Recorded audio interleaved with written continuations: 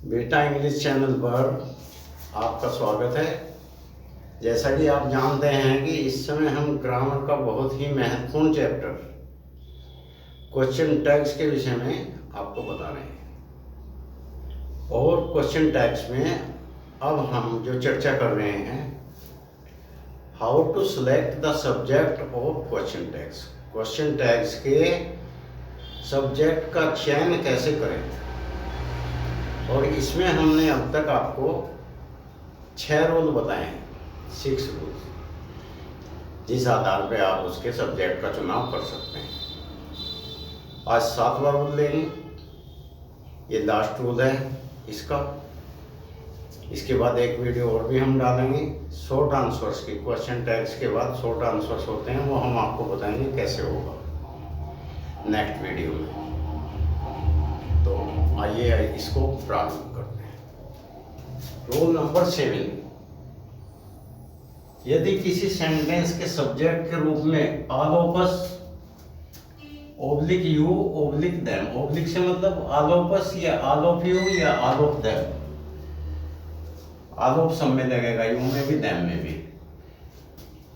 या none of us, none of you, none of them, one of us, one of you, one of them, any one of us, any one of you, any one of them, some of us, some of you, some of them, most of us, most of you, most of them, every one of us, every one of you, every one of them, either of us, either of you, either of them, neither of us, neither of you, neither of them का प्रयोग हो तो question tag में subjects के रूप में क्रमशः we, you तथा दे का प्रयोग होता है।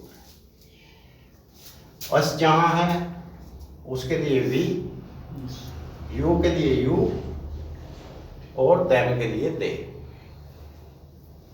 तो आइए कुछ एग्जाम्पल्स देखते हैं, उनसे और अच्छा क्लियर हो जाएगा। देखिए, जैसे एग्जाम्पल्स देखिए। Example first, all of us can do this work, can't we, हम सब इस कार्य को कर सकते हैं, क्या हम नहीं कर सकते। तो अस है ऑल ऑफ अस, तो सब्जेक्ट बनेगा वी, क्वेश्चन टैग्स का सब्जेक्ट। अब next second, all of you can do this work, आप सब इस कार्य को कर सकते हैं, कांट यू, क्या आप नहीं कर सकते। तो यहाँ यू है तो यहाँ क्वेश्चन टैग का सब्जेक्ट भी यू होगा।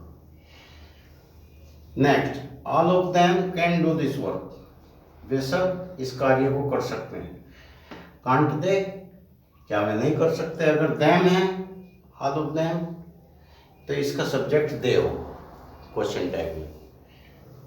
इसी प्रकार आइदर ऑफ यू, इधर भी बोलते हैं इसको कुछ लोग, इधर ऑफ यू या either of you is innocent, आप में से प्रत्येक इनोसेंट है।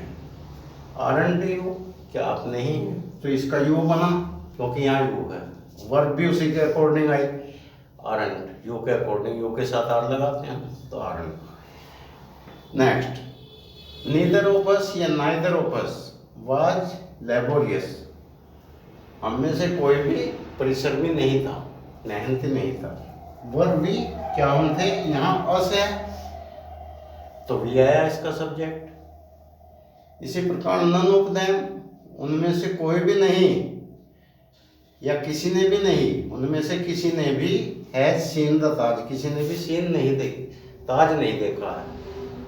नन का मतलब होता है किसी ने नहीं, या नेगेटिव सेंस में होता। तो अब इसका आप देखेंगे कि यहाँ हैज का प्रयोग हुआ है, लेकिन इधर दे आएगा, इसमें इधर हैव आएगा, हैव दे। इसी प्रकार most of you are honest, आप अधिकतर, आप में से अधिकतर ईमानदार हैं। आरंट यू, क्या आप नहीं हैं, यू है तो इसमें वो आएगा सब्जेक्ट में।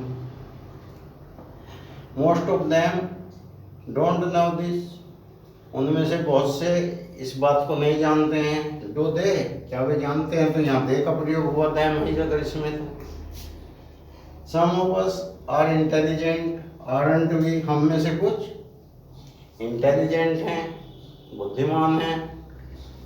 आरंट भी क्या आम नहीं है, और उसका प्रयोग है तो भी आ गया। Every one of them has courage, उनमें से प्रत्येक में साहस है। हैवंट दे, क्या उनमें नहीं है। तो हम लोग देख रहे हैं कि इस प्रकार से सब्जेक्ट का चयन क्वेश्चन टैग्स के हो जाता है अकॉर्डिंग टू सेंटेंस के रेफरेंस के। सेंटेंस का जो सब्जेक्ट होता है उसी के अकॉर्डिंग क्वेश्चन टैग के सब्जेक्ट का चुनाव होता है। अगली वीडियो में हम आपको शॉर्ट आंसर्स के बारे में बताएंगे, क्वेश्चन टैग्स के साथ शॉर्ट आंसर्स का क्या संबंध है।